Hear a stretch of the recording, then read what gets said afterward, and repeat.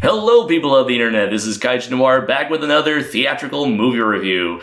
This video will be covering Captain America, Civil War. But anyways, I'm here with a very special guest, a friend of mine who I recently came across through our circle of friends.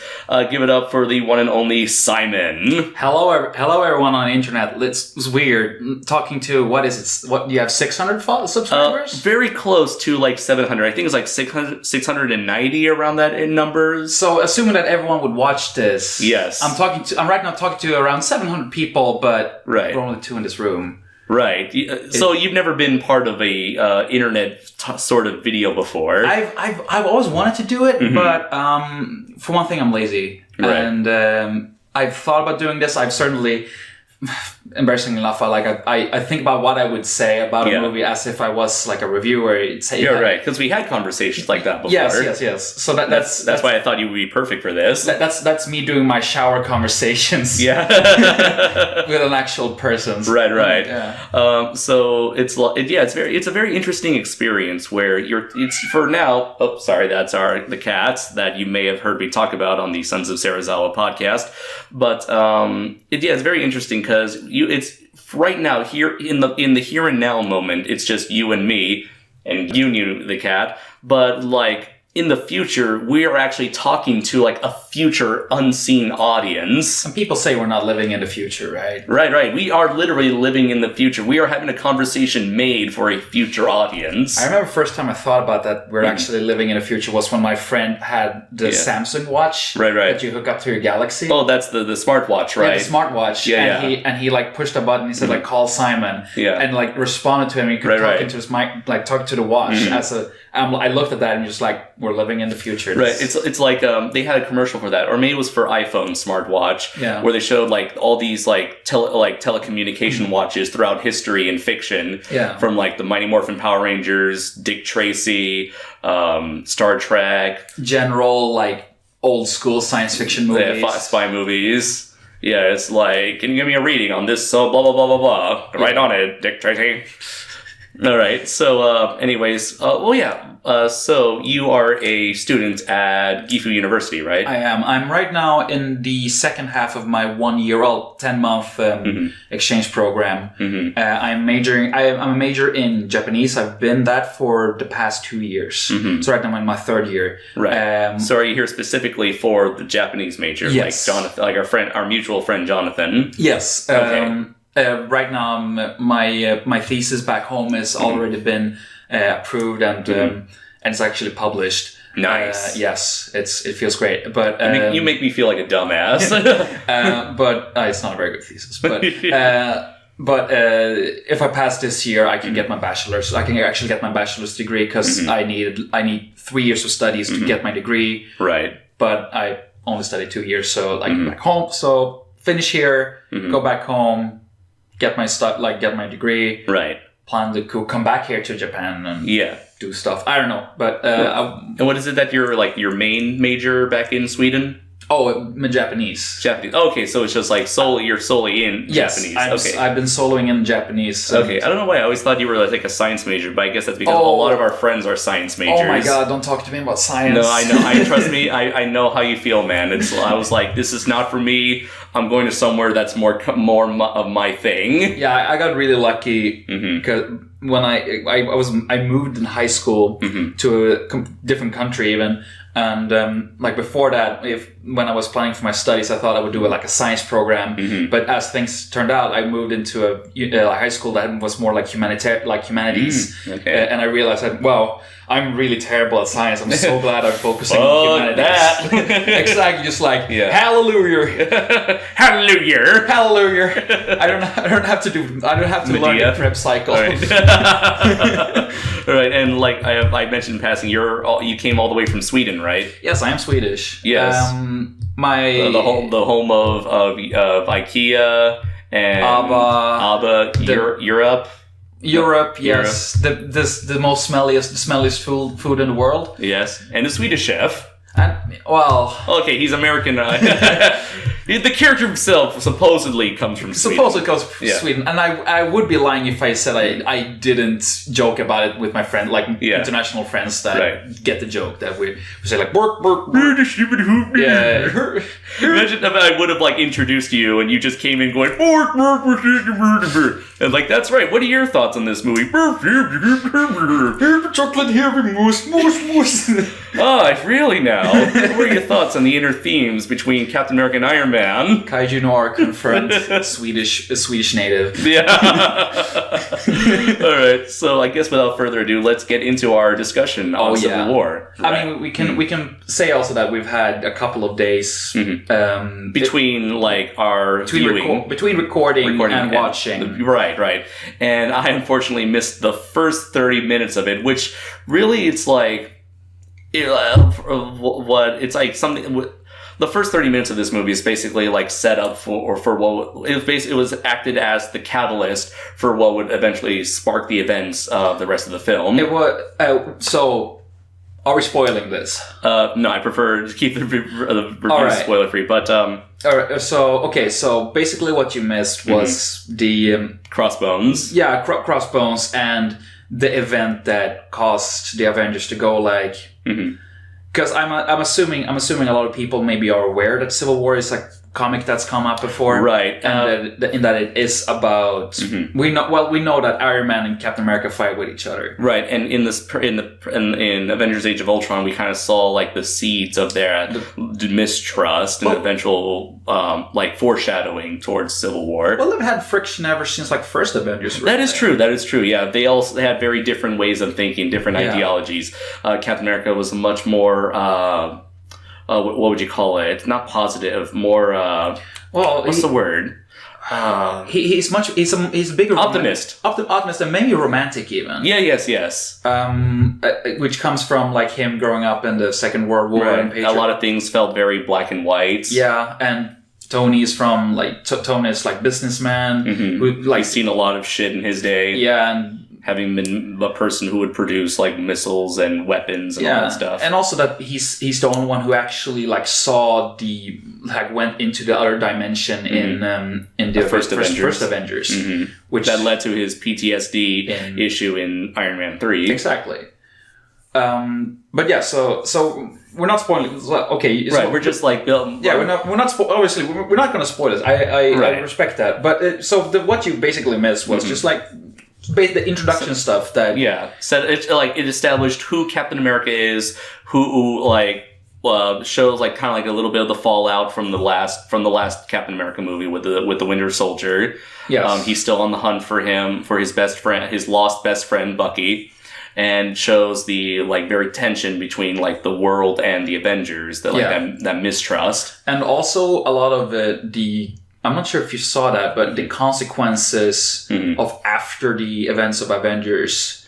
Right. And the fact that, like, which actually ties a lot into what happens and very much what drives the plot forward and the conflict. This is a very like continuity. This is a plot that's very reliant on continuity. Yeah. Where it's like the events from 2012 to now. This movie is like the result of all the Avengers' previous actions going back to 2012. Yeah. So, I mean, you and I weren't the only ones like in our group watching that movie. We were like, 13, 15 people in total. Right. I do want to talk about that, where it's like, I've only been to the movie theater only a couple of times, and the audience was incredibly small. Yeah. So I was very surprised to have seen so many people go to see Civil War. I didn't think that many Japanese people were into Marvel movies. And from what our friend, you remember Kanami? Yes. I talked to her a little bit, and she said like most people are not really into superheroes. I mean, we mainly know like Spider-Man and like Superman. That's it. But to see that many people, like I know like. A lot of us, the foreigners, we want to see the Civil War. Yeah. And I guess we influenced a lot of our Japanese friends to go with us. That's why we had so many people. Yeah. But to see everyone else there was, like, shocking. Yeah, and I've been to that theater. I've been to 3 times, right? Like, after watching Civil War, that was my 3rd time. And it was certainly like the most I've ever been like an audience. Right.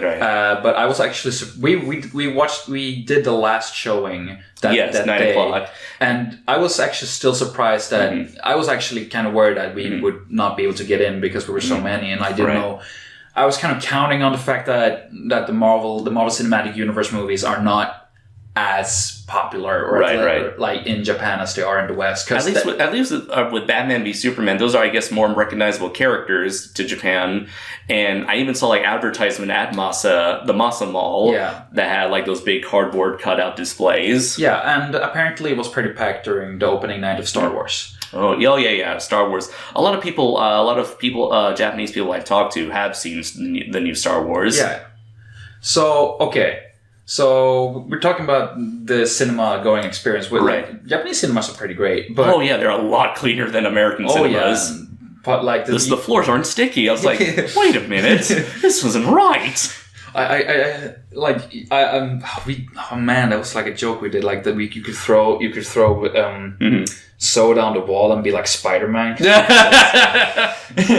Yeah. Oh man, but you want to get into Civil War? Yeah. Oh, first, what is your history with the Marvel characters and, like, especially Captain America from like growing up until this point, especially with the movies? Sorry. So coming from Sweden, we don't the American. The Marvel and DC comics are not as widely spread as they are in America. We get a lot of comics we get are European stuff. We get like Tintin, Judge Dredd. Yeah, Judge Dredd for one. Tintin, Lucky Luke. A lot of Belgian stuff. But we, for me personally, I was never a kid that read comics. So the way. And then I sort of like fell in, like watched Iron Man 1 and like The Incredible Hulk, and I was hooked on the movies. So if anything, I'm not a Marvel geek in that way, but I'm an MCU geek. Yeah. So you never grew up with the cartoons either? No, I didn't. I didn't have the right channels. Right. Because when you're a kid, like you were kind of like divided, and like that was a hierarchy, like who had Cartoon Network. Yeah. And in some cases, like, are you a Cartoon Network person or are you a Nickelodeon person? Yeah, Fox Kids. Fox Kids or Kids WB? Oh, memories. Yes. But otherwise, other than the stuff I've seen through the movies, I keep up with like opinion pieces. I keep up with articles about stuff that happens in the movies, how it relates to the comics, what happened. Also, especially with Civil War, I also checked out like what people like Movie Bob who talking about like what you can expect, like what happens in the comics, in the source material, right, that you can maybe expect in the movies. So while I'm not in the source, I'm not familiar with the source, which is I'm certainly familiar with like the fluff around it and the movies. I've pretty much seen like every Marvel movie at least three times. Right. Captain America is probably I want to say like Captain America. The Captain America movies have probably been my favorite of the Marvel movies. They're definitely the most. They're definitely of high quality, and they're definitely easily the most consistent in terms of quality across the board. Where with Iron Man, he's been very like shaky all around. After the first movie. Thor, they're good, but they're not too memorable. I guess just in my opinion. I have a soft spot for the Iron Man movies. I like them all, but I will admit that Iron Man 2 and 3 are not as strong as the first one. They certainly have problems. Right. Thor for me as well. Like Thor's the ones I would watch the least. Right. Yeah. Same here. Yeah. But if anything, Captain America for me is. I remember watching like the first movie, and and Red Skull's like talking to him like, "Why would you use a special?"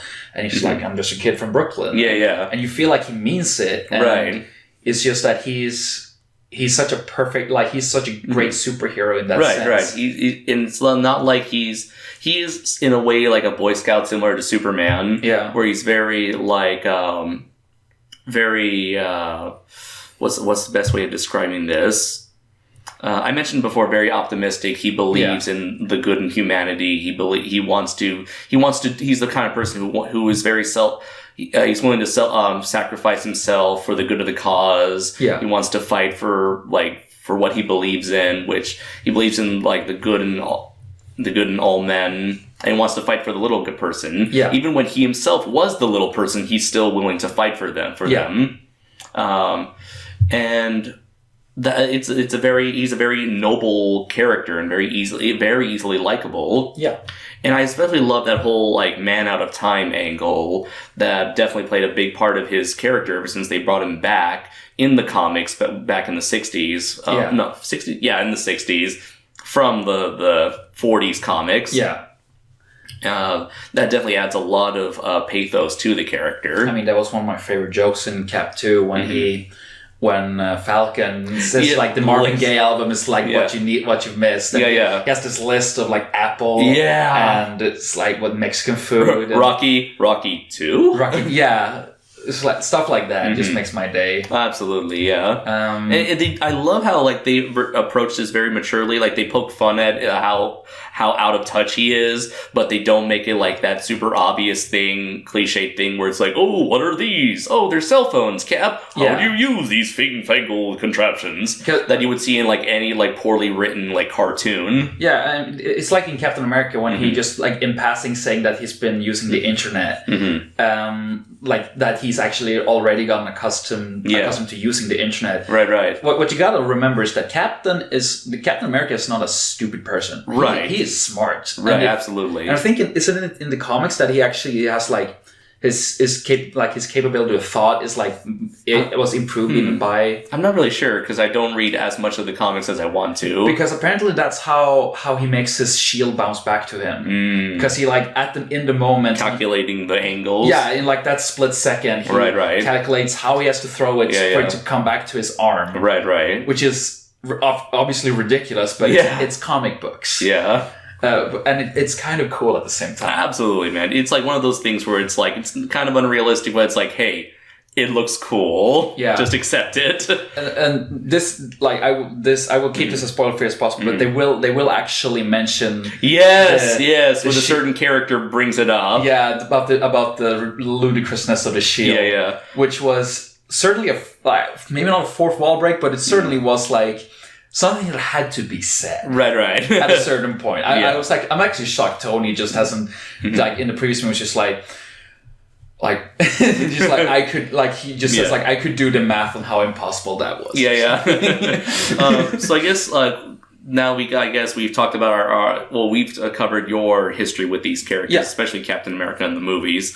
Let's go into like a very brief plot synopsis of like what essentially happens in the movie. Where we mentioned before, the world is very, the Avengers has a very shaky relationship with the world, especially after the Sokovia incident from Avengers: Age of Ultron. And after the Crossbones incident, they were, Thunderbolt Ross from the Incredible Hulk shows up out of nowhere saying, all right, fellas, it's time to put you guys under control. Yeah. So for now on, we're calling the shots, not you. That is unless you decide not to get with the program, then you will be an enemy if you get in our way or if you do not do as we say. And at that point, Captain America is like, no, this is against what we stand for. If they get control over us, then, they can easily use our abilities for the wrong purposes, or we can't do as good of a job if we don't make decisions. Tony Stark, on the other hand, is like, we need to be controlled. We have done so much damage already, so this is the only true way we can really go about our duty as the Avengers. And eventually there is a puppet master behind the scenes who's kind of like, he is the one that kind of sets things in motion that will cause a further divide between Team Iron Man and Team Captain America. Yeah, and like this person in question, it's very interesting because I'm not sure if he's, not sure, I as I said, I don't keep up with the comics, I don't know if he's an actual character, but he is. He's a very over-the-top character in the comics, where he's like, "Mwahaha! Why, if it isn't my old foe, Captain America, All right. I will take over the world." Well, so but in this movie he's portrayed as he's very downplayed. Very downplayed which is kind of a point that the way because in the way the conflict is sparked to such an extent that the Avengers fight each other, and it's through the hands and the machinations of someone who's not a super villain. Like he doesn't have powers. Right. He doesn't have a costume or anything. He's not even that smart. Compared to the other people that to Tony Stark or whatever. It's just it's a guy who knows how to push the right buttons, and man, did he push the right buttons in this movie. Oh, absolutely, yeah. And he definitely is a result. He's definitely someone who would come from. He feels like a natural part of this cinematic universe, and I'm showing him the costume of this villain. So I'm not gonna say who it is, but good God, this costume! Very pimpin'. Pimpin' is the right word. Definitely. It's missing the hat, but it's pimpin'. Yeah. For all of you who want to take what we just said and figure out who we're talking about, feel free, but just watch the movie. Yeah. It's not like it's also, this is him from the good old 60s days where it's that's actually a lot cooler, in my opinion. Yeah. And I think this is more like a modern day. I love how we're talking about just stuff that the audience clearly cannot see. Yeah, we're showing each other stuff on a voice only show. He's got a running theme with each costume. That's actually pretty most interesting man in the world. Yeah. Stuff. Stay thirsty, my friends. I do not always split up the Avengers, but when I do, I prefer Dos Equis. For relaxing times, make it Suntory time. So, but I really like this villain because he feels he doesn't get in the way of the main conflict. The big draw of the movie is hero versus hero. Yeah. Friends becoming enemies. Yes. In the difference of ideologies. Right. To the extent that realism versus optimism. Yes. So maybe we should just get this out of the way, because I think we're getting into the movie now, the nitty gritty of it. Right. Our general opinion on this movie. It is fan-freaking-tastic. It is amazing. It is just as good as Captain America Winter Soldier. Captain America Winter Soldier was a brilliant, superhero, political thriller, espionage, action movie. Yeah. And it completely worked on every single level. I gave that movie a 5 out of 5 back then because I have a very simplistic 1, 2, 3, 4, 5 scale. Yeah. No 0.5s for me personally, but I gave that a 5 out of 5. And to this day, after rewatching that movie earlier this year, it still holds up incredibly well. It's easily one of the best of the MCU films. And this, as we said, this movie is amazing, and it's up there. Yeah, and to say that it's not better than the last one is not a criticism at all. Yeah. To say that it's as good as a movie that had previously set the bar so high is an achievement in and of itself. Oh yeah. And we have I guess we have the Russo brothers to thank for that because they were the directors of the last movie and they're still the directors here. All right. Because I think it was Joe Dante who was the director of the first movie, and he was somebody who worked on a lot of other movies previously. And I'm very happy to say that this movie, I gotta say, in relation to Batman versus Superman, this is how you do a hero versus hero movie. Yeah. You have two characters that we understand, two characters that are sympathetic in their own way, people that you understand their motivations. That's a thing that was a big problem with Batman versus Superman. There's a lack of motivation from almost everyone. And they actually spend more than one movie setting up. Right, that's true. And they don't spend a third of the movie setting up future movies. Yeah. No, so yeah, I don't know if you're doing this, but I think ever since Ant-Man, I've basically been sitting in the theater, kind of going please do not be the one that sucks. Because at a certain point, Marvel Studios is bound to make a movie that sucks. Like what happened with Pixar. Yeah, I mean, there's like, but so far, and this is all to Marvel Studios credits. Yeah. The fact that they keep making just like straight up good movies. Yeah. Even at their worst, they're still really entertaining. Yeah, I mean, they have not created like a dud. Yeah. Like like there are the less good ones, but they're still good. Yeah. And but you're still feeling that, and the fact that they are able to give you everything that you wanted from the movie and then some more, right? Which is the way I felt, especially what I felt about Civil War. The fact that they're able to do this on a regular basis is honestly awe-inspiring. And I think that's thankfully you have two companies like Marvel and Disney that are able to provide the right amount of funding to have separate teams each do their own thing and give them the right amount of creativity.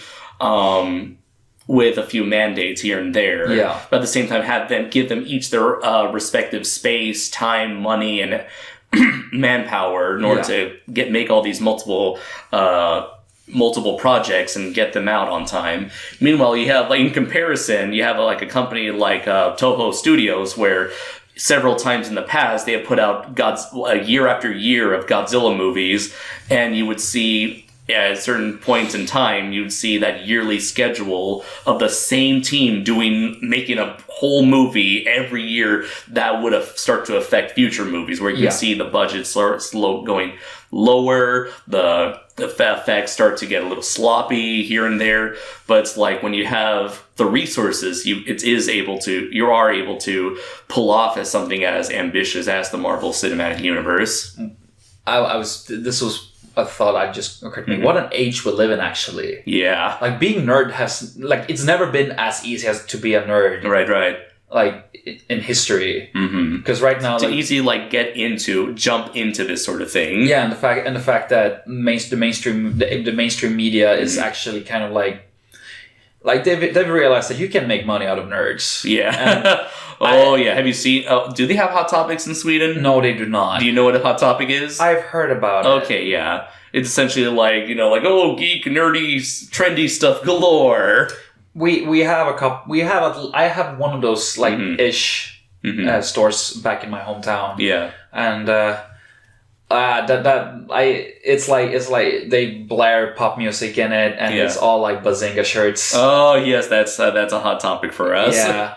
So I mean, but it's I say that we're like right now mass media is exploiting nerds. I'm not saying that because if they keep making movies this good, they can take my money. Yeah, sure. I'm kind of like, I feel like Kevin Smith, where it's like, I don't care, just give me everything. Yeah. So sure, we could get to a point of oversaturation, but in the here and now, I still feel comfortable. Oh yeah, and this movie is setting up for some great things in the future. I'm looking forward to upcoming movies.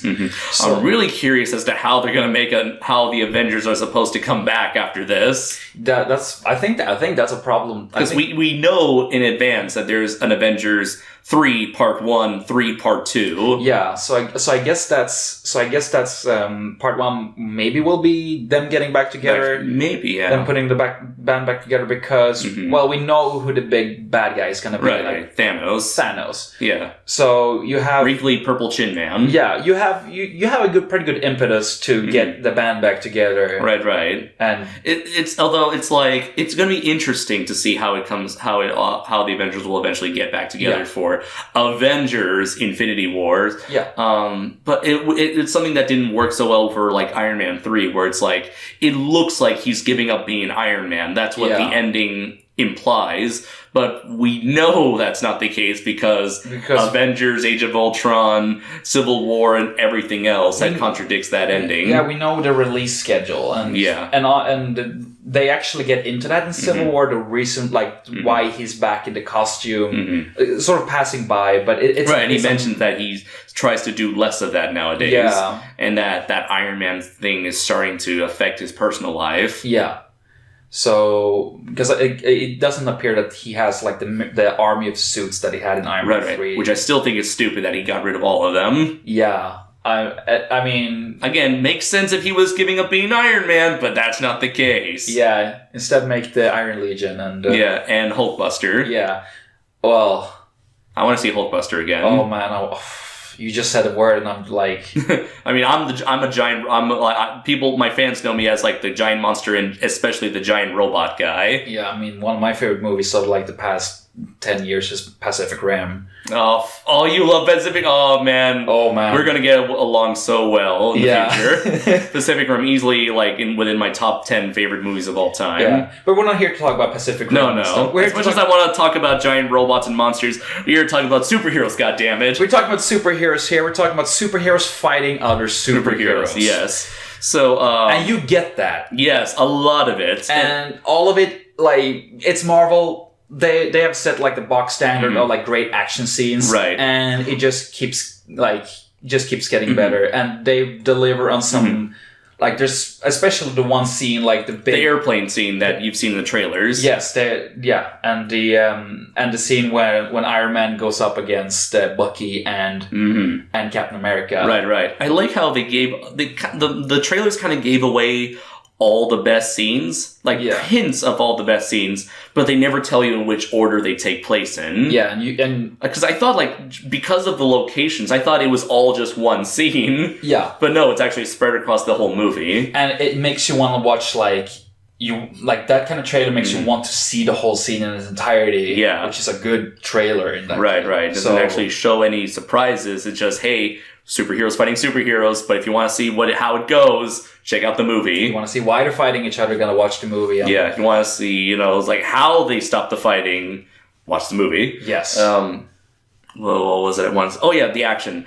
What did bother me, one of the biggest, the one thing that really bothered me about the movie was the how the cinematography involving the hand-to-hand combat stuff. Yeah. Early on in the movie, where you see Captain America when he first finds Bucky, and there's that big old chase scene between him, Bucky, and Black Panther, who I do want to get into a little bit. Yes. Afterwards. A big problem I've had with a lot of modern day action movies is the overuse of shaky cam. Yeah. And where it's just like a lot of quick cuts, a lot of sporadic camera movements to where it's hard for me to tell what's going on, because I can see they spend a lot of time on the choreography, but I wish I can have a better view of it without the camera going whoop, whoop, whoop, whoop, whoop. What you're saying actually, I actually thought that there's the scene when Black Widow is fighting a couple of bad guys. And she's doing like the neck thing where it's like she twirling around someone. So if you remember in Iron Man 2, like the first time you actually see that in action, it's very much like still camera. So you see the thing actually happen, or maybe like a top down view of her going around. Yeah, exactly. And I really felt that was I wasn't bothered by it that much through the rest of the movie, but that first part, the first big action, not big action, the second big action scene, or rather the first big action scene involving Bucky. Yeah, and that almost gave me motion sickness, and what was really weird was the frame rate. It started looking more like a stop motion movie. Yeah. Where it's like, what's going on here? I thought something was wrong with the projector when everyone's moving all jittery. Yeah, no, it was definitely I wasn't bothered by it that much, but I certainly noticed it at least in the beginning. But I guess then after a while, my brain was just like, all right, yeah. Adjusting. Yeah, but luckily it's unfortunately for me, I've seen that enough times to immediately spot it and just go, oh man. But after the Bucky chase scene, everything else was spectacular. Yes. They know how to shoot big, grand, epic fights, especially with that airplane fight scene. Given how complex it was, I was surprised that they were able to pull it off, where something like that could have easily gone wrong, where it's hey, what happened to that character? We just saw him, get punched by that guy. Wait, now he's fighting this guy. What happened there? You could easily get lost in the shuffle, but everything just works out so smoothly. Yeah, it's kind of like this, the same level of well executed, that you saw in the Avengers when they're when they're fighting all over Manhattan. Right. You always. It was always the sense that you knew where everyone was, and it's very much true about this scene as well. Right, that you were very much aware of where everyone was in relation to everyone else, and the fact that every character that was in that scene, each character that fought got got to steal the show at least once. Yeah, especially, yeah. So let's talk about like the two new characters. Yes. Where the first one that shows up is Black Panther, Yes. T'Challa. He's essentially like I know as Movie Bob would mention several times in the past, imagine Batman if he was an African prince. Yeah. Bam. Bam, right there. He's got all the money. He's got a vibranium Claws suit. and suit. Same, which for those who don't know what vibranium is, it's the same material that Captain America's shield was made out of. Yeah. And his country was the biggest like manufacturers or like miners of vibranium. I do believe it's the country that Ultron went to get the vibranium. Right. Yeah. He went to make that vibranium suit body. Why didn't he use it to make minions out of vibranium? I don't know. I think it was because like he didn't have enough. I think so. Oh, also, I guess he wanted to have like the one part that's Ultron. Right. Like the main Ultron. Yeah, the main Ultron. So yeah, he's the guy. It's really cool. We've had hints of vibranium and hints of Wakanda in previous movies. Now we see him himself. So here we have the Black Panther and right. Man, I really like the way he was fighting. Absolutely, yeah. I mean, he has like claws coming out of his fingers, which is most of the time that's a very female kind like that is weapon true. Of choice. The Black Cat and Catwoman. Yeah, but here it works really well because absolutely. He the way he moves is very smooth. Mm-hmm. When he jumps and lands, it looks very cat-like and it really fits. And absolutely. Also the actor's voice is very pleasant. Oh yeah, and very intimidating. He knows when to sound intimidating and knows when to sound more welcoming, especially when you first meet him. You can almost forget that he's supposed to be a superhero. He's very unassuming. Yes. But you can tell, like with that the very brief scene we saw him with his father, you can tell like he's someone who has had a lot of responsibility put on his shoulders. Yeah.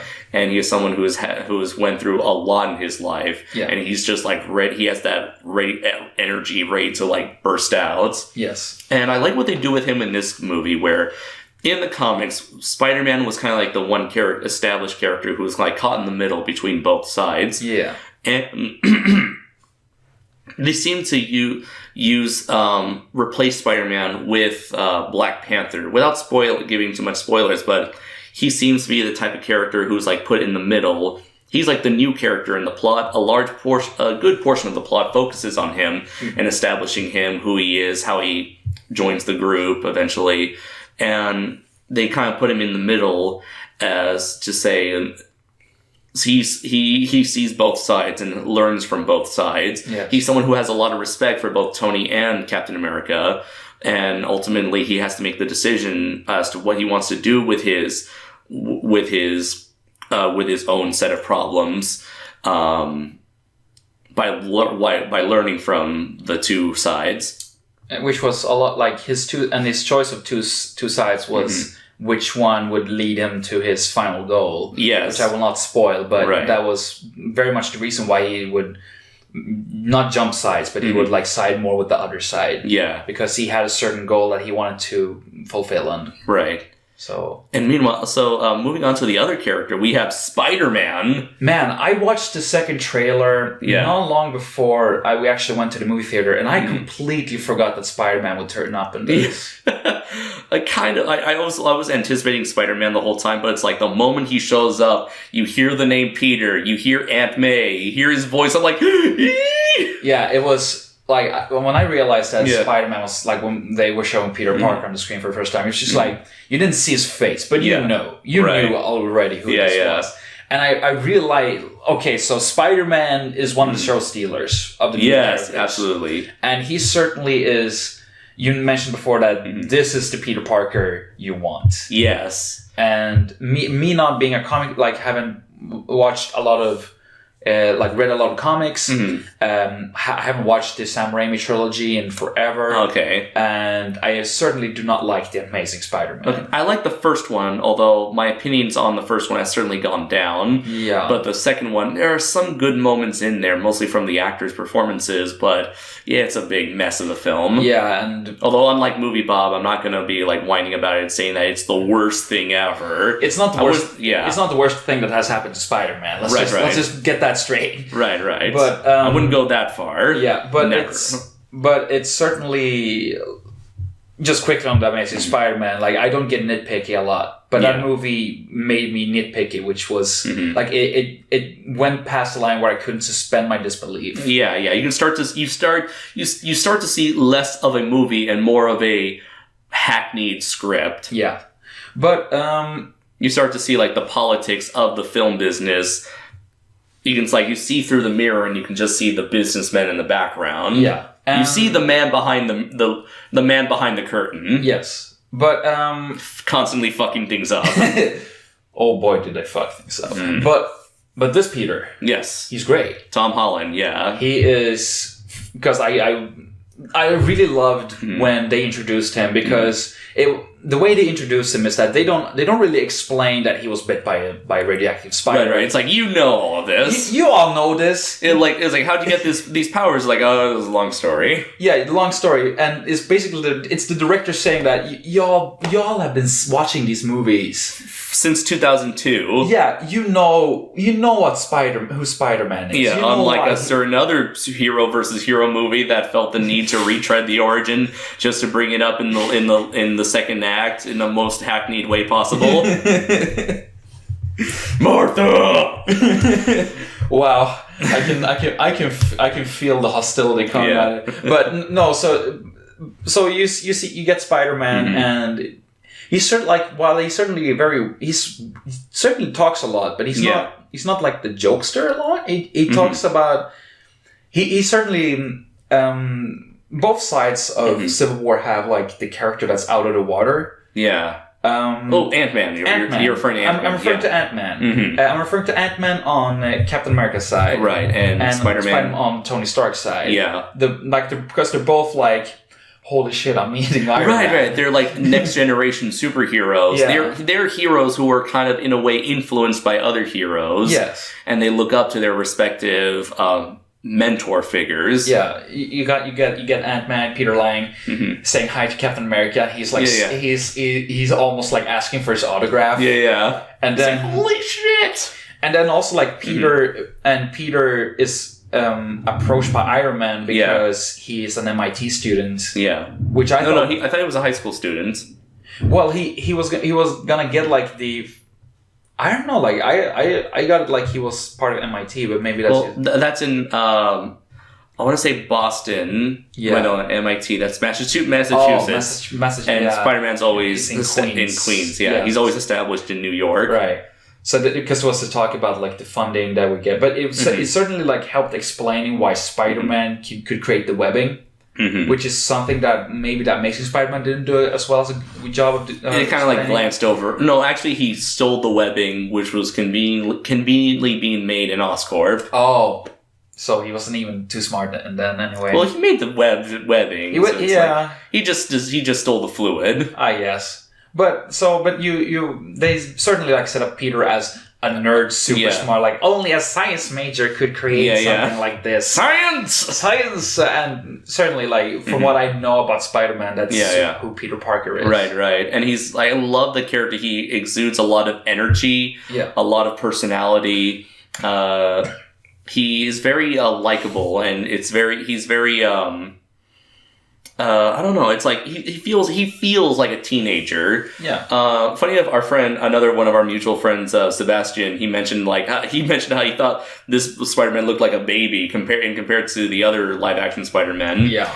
And I think it's because like Tom Holland, he's like I want to say 19 years old in comparison to the other Spider-Man actors, Tobey Maguire and Andrew Garfield, who were in their like late 20s, I think, when they each played Spider-Man. So he feels like a very authentic Spider-Man comparison. And he has a much more higher pitched voice, but it's like you can still feel like he is Spider-Man. In fact, he reminds me a lot of I forgot who the name of the voice actor was, but he sounds a lot like the voice actor who played Spider-Man from the late 2000s Spectacular Spider-Man series. I can't help you there, unfortunately. Okay. But yeah, he's certainly. The way I can say about this, like, it made me hyped for watching Spider-Man. Oh, Spider-Man Homecoming, or like the Marvel Studios. Spider-Man. Yeah. Oh, yes. Sorry about that. It's all right. Yeah. Sorry for all you with headphones. Yeah. but it's first time I've actually been like excited about watching a Spider-Man movie. Oh yeah, because with the Amazing Spider-Man movies, as interesting as it was to see these particular takes on the characters, especially Gwen Stacy and Spider-Man, I could feel like they were just retreading through a lot of the same material that the Sam Raimi films went through. And it's like, yes, this has been there, done that. So it's either too familiar or too convoluted. Yeah. But here it's like, yeah, I can honestly say I'm looking very forward to seeing this incarnation of Spider-Man in future films. Yeah. And also go ahead. And how it's going, and like how everything that's happened in Civil War, how it's going to progress from here, and how Spider-Man is going to be affected by it as well. Yeah. This is looking to be a very good like next phase of Marvel Cinematic Universe. Oh yeah, definitely. And a way I thought about Civil War is that it certainly felt a lot more like the event. You have Avengers 1, which was the first time these characters came together, and then you have Avengers 2, which they came together, but not much like happened. Yeah, it's more like a setup for this film, where this feels like the game changer that that Avengers felt like. Yeah, it's more of an Avengers movie that the Avengers Age of Ultron was. Yeah. Because Avengers Age of Ultron, as good as it was, it felt like more of the same. Yeah. And this is certainly like the game changer, and the things that shakes like the whole universe in its core. Yeah, it changes up the status quo now. Yeah, and it's just a blast to watch. And there's also the fact that when in the scene when they fight each other, while you watch this and you think like, man, this looks really cool. The music and the way it's shot is like not letting you forget that these are friends hitting each other. Yes, you never forget that. They had all these movies to establish their bonds with one another, and to see every single attack, every single like punch thrown, every single attack shot. Yeah, you can just feel that these characters do not want to be there. They're not enjoying it. They're not getting a kick out of it. They don't even feel like they're putting a stop to crime or evil. Well, it's not. It's not. Yeah, that's the whole point. So the fighting is so pointless, but it's a war. It's essential. It works. It's not like another movie like I keep mentioning. It's not something that could have been avoided, but I guess it's something that was going to happen eventually. Yeah.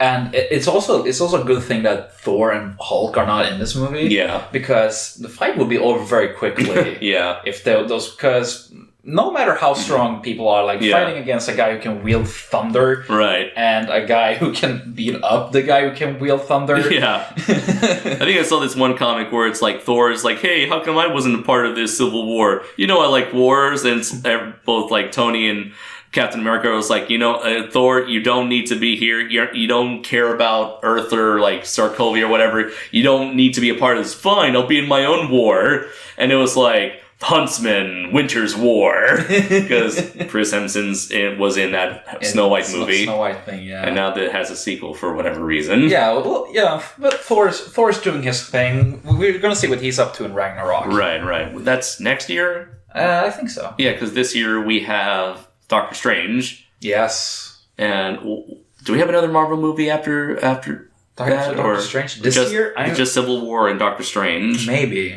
I think so. I think next year is going to be Guardians of the Galaxy Volume 2. Oh, man, yes. I can't stop this feeling. Oh, that's a Swedish band, by the way. At least that version of the song is... All right, so let's see. Is there anything left to talk about this movie? Well, I did want to talk about a little bit about the experience of going to that theater. Yeah. And that these movies rely, there's a lot of really well-written humor in a lot of the Marvel Cinematic movies to a varying extent. Yeah. And it's a very Western style of humor that I felt like a large portion of the Japanese audience did not understand.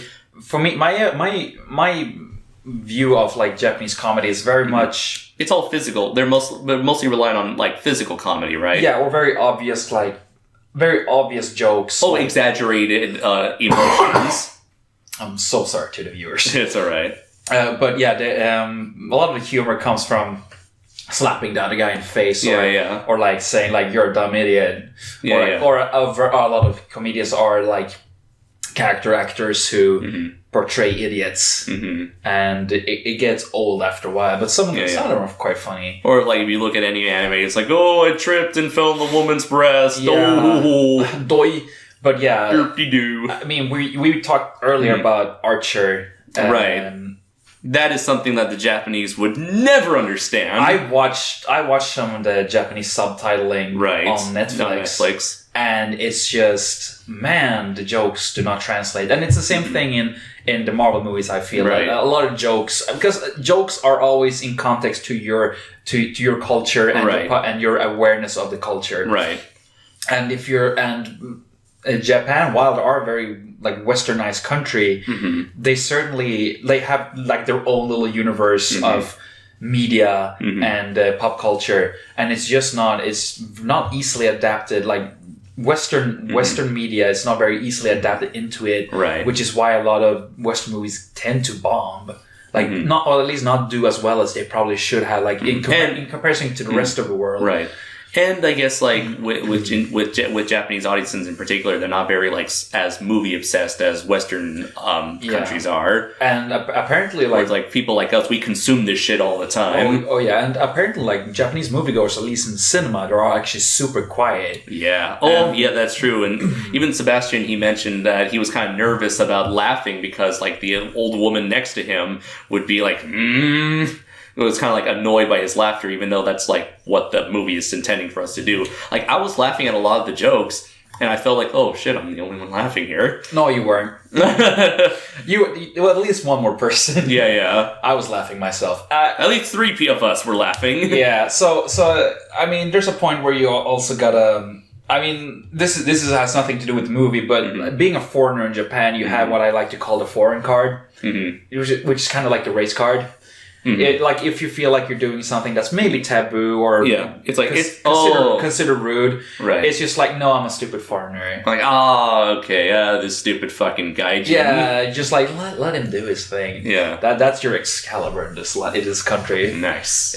Remember it. That's a great thing about being a foreigner here. It's like you don't feel any of the social pressures, but you can reap all its country's benefits. And a lot of times the Japanese people are just like happy to let you do that because at least here where we live, they do not meet foreign people as much, and it's like they a lot of them like the opportunity to get a lot more exposure to what's like to another world that's not their own. Yeah, absolutely.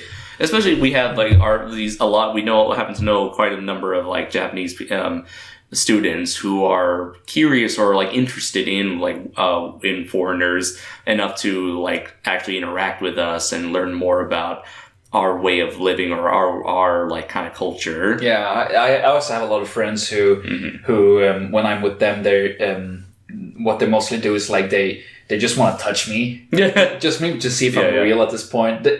I don't mind. They stroke your goatee. Yeah, I let them. I let them though. Yeah, because it's funny. It's funny to me. Also, like, for people listening, like what I do is I shave my head. Yes, and I have a beard. Yes, 2 things that are not very common in combination in this country. Bald and the baldness and the goatee. Yeah. So I have a lot of I have a lot of Japanese people who are just like, can I? I'm sorry. It's all right. I'm sorry. How dare you? I have my card. Oh, of course. Wait a minute. Well, I'm a foreigner to you, and you're a foreigner to me. What does that mean? That's another deck of cards. Yeah. Well, I guess the American way would normally be to be as rude and obnoxious as possible and just say "fuck you." That's the American way, just to say "fuck you." Yeah, Sweden is like apparently considered to be like the Western Japan. Like the polite country. Yeah, we're very polite. Oh, okay. We're kind of like Canada, I guess. Okay, so like the Americans would go "fuck you," and the Swedes would go "I'm so sorry." We would say like we would be very. We will not complain, but we will leave a very passive-aggressive note. Yeah, okay. Isn't it wonderful how Marvel movies can bring countries together? Yeah, and also and also like how weird internet references can also bring two people together in like absolutely a very obscure city within Japan. the entirety of Gifu. I probably met the only dude who would understand my reference if I went, I ain't having that shit. And I would also like make my own version of that joke and also like fill in with some of my favorites. But yes, yeah, I mean living in Japan certainly like opens your eyes not only to your own culture but also like how much you also need to be together with people of similar cultures. Absolutely. But Japanese, like I've experienced Japanese people as being very, at least in my age group, very, very kind, very open, like and very welcoming as well. Oh, absolutely. A lot of well, that's also the group we hang with are the people who are very much Ryugaku Love Club? Yes. Okay. Wow, that sounds like, I don't know, the way you sound made it sound like it's like a thumbnail to a site that it's like 18 of a plus. Oh, yes. I'm always nervous whenever I say the name itself. Yeah, so how do you pronounce it? It's Ryugaku Rabu. So, the love is katakana. Yeah, and I love how with katakana it's like you sound like a you're putting on a stereotypical accent, even though that's how you pronounce it. Yeah. Uravu. Yeah. Ryugaku Rabu Kurabu. It's so funny during class because when we get like those words that are like the foreign words that are written like in Japanese characters, you go like. A lot of times I have to read it aloud to myself, and then Jonathan had to do that too. Yeah, and then you have like the Chinese, my Chinese classmates who are just like lost because their English is not that good, and they don't have that source of reference. So like ambaga, what is that? Yeah, I have a very funny like story when I first started learning Japanese. This is okay. Final thoughts about Civil War. Right, go watch it. Go watch it. But I just want to. It's amazing. It's amazing. I just want to finish this story. Okay. Like about my 5 out of 5. 5 out of 5. Okay. Go watch it twice. Yeah. For me personally, it's like a 1 is like skip it. 2, it's like it has more bad than good. Watch it at your own risk. 3 is a decent. Experience. It's worth at least 1 viewing. 4 is like worth multiple viewings. 5 is a movie that you feel like you will be coming back to again and again. It's a movie that it was going to be in your library. But okay, so learning Japanese for the first time, which was in high school, it was I was playing Magic the Gathering with my friends because I do. Right. And you're one of those people. You're one of those nerds. I tap the mana. And I've been playing. I understand the reference.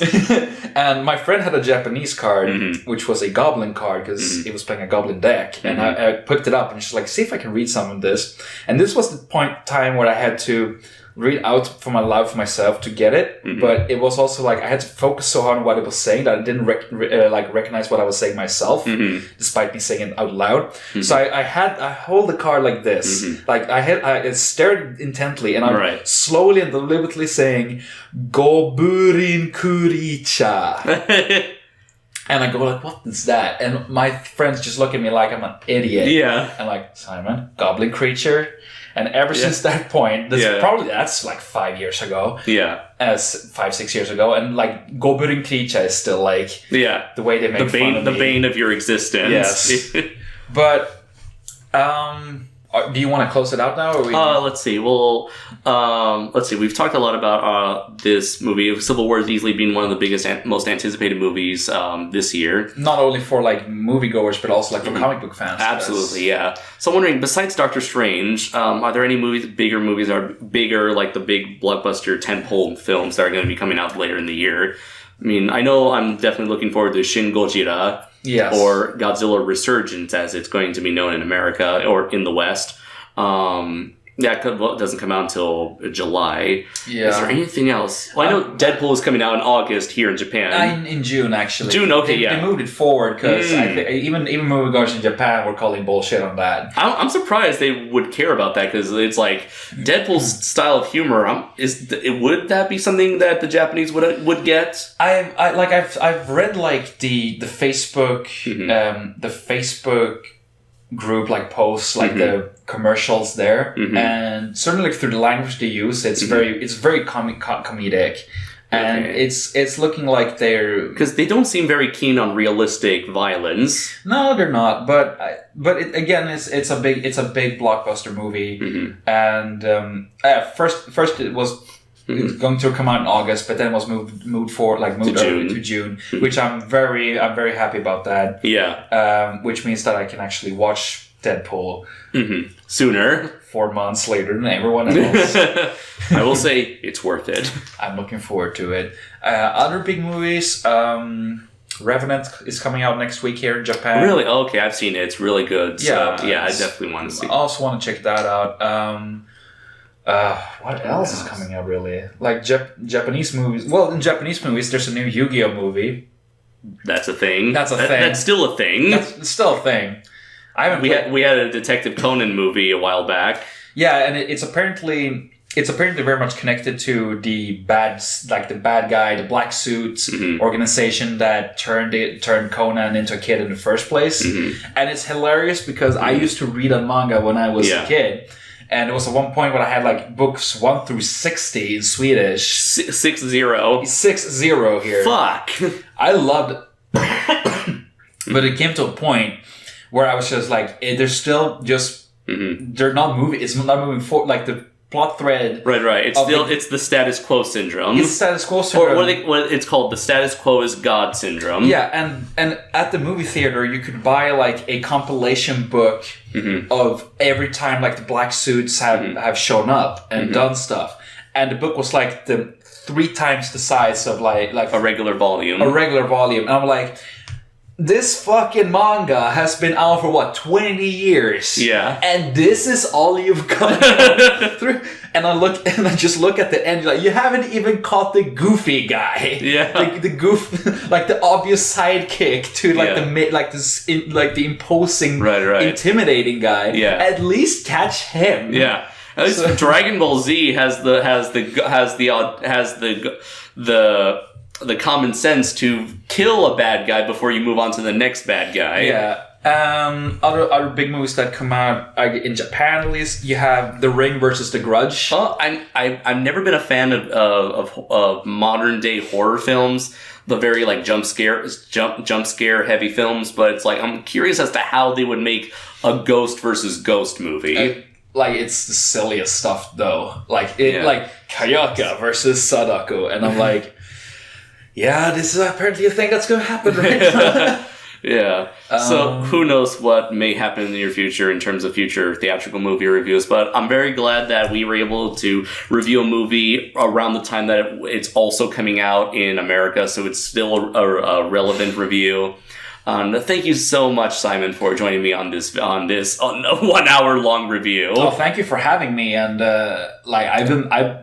I wanted to do this for as long as I can. I've been watching like internet reviews and getting the possibility, like the chance to do it. I'm very much grateful for it. This was a blast. Oh, I'm very glad that you enjoyed yourself during our time here. Yeah. So, I mean, if you ever want to do this, like something like this again, we're watching a movie. I know, like probably like it's gonna be. If it's in Japan, it's probably gonna be like one of the blockbusters that you all have been watching. Already seen, like 5 unless months. we have like a miracle like this, or we can see it before you. It feels good actually. Sweden was also pretty late with getting it's like 2 months late. So I get like, but at least we get the Godzilla movie because it's not even I think so far it's been confirmed that the new Godzilla will only be getting a DVD release like 2017. Oh really? Yeah, so it's going to be a long time before people in America will even see Shin Gojira. All right. So at least we have that. For my fans, at least. They will be upset that we get to see it and they can't. At least there will be torrents. That is very true. I'll be there with my camera. It's like, gonna make a lot of money selling these bootlegs. I can just see you with the VCR player, just like I'm trying, like nothing to see here. No, officer, I don't know what you're talking about. It's like, what's that in your pants? It's all me. I'm American. Yeah. Yep. Don't you know everything in America is big? Yep, it definitely. Did I mention I'm from Texas? Everything's bigger in Texas, you see. Y'all reckon. Isn't that whatever lingo Texans say? I don't. That to me sounds more like Louisiana, like New Orleans. That doesn't sound like Texan. I don't know. Maybe I need to work on my on your John Wayne impersonation. John. I gotta say, Pilgrim, John. It's all me. John Wayne, is this me? He truly was the Son of God. Seriously, John Wayne was in like that Jesus movie, The Greatest Story Ever Told. He was a Roman soldier, sticks out like a sore thumb. Yeah, he was also Genghis Khan. Yes. Me not so sorry, Pilgrim. Oh, God. Anyways, I hope you've enjoyed this extended review and enjoyed our discussion of Captain America Civil War, as well as a little peek into the lives of foreigners in Japan. Yeah, this certainly hasn't been like a Civil War only review, but right. But I think they will get a kick out of our extra discussions on the side. Anyways, I hope you enjoy yourself and stay tuned for more videos along the way. So at the end of the day, I have been Andres Perez, aka Kaiju Noir. And I'm Simon, and my motto is do not follow me on Facebook, Twitter, or YouTube, because my channel is crap. My Facebook is private, and I don't have Twitter. In other words, don't bother me. Yeah. Stay away from me. But maybe look forward to me showing up in another Kaiju Noir video. Possibly, perhaps, hopefully, in the future. Definitely, and positive. Like Captain America, I am very optimistic about that. Here's to the future. Absolutely. So until next time, everybody, take care. So how do you say that in Swedish? Tills nästa gång, ta hand om er. And Japanese? Mata aere himade. That's not actually the thing, but it's the closest. It's the closest I can think of right now off the top of my head. Excellent. All right. Take care, everybody. Bye.